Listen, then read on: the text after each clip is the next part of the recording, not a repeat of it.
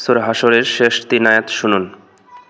বিসমিল্লাহির রহমানির রহিম।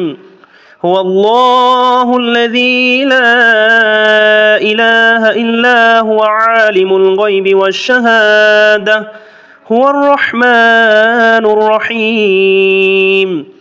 হুয়াল্লাহুল্লাযী লা ইলাহা ইল্লা হু الملك القدوس السلام المؤمن المهيمن العزيز الجبار المتكبر سبحان الله عما يشركون.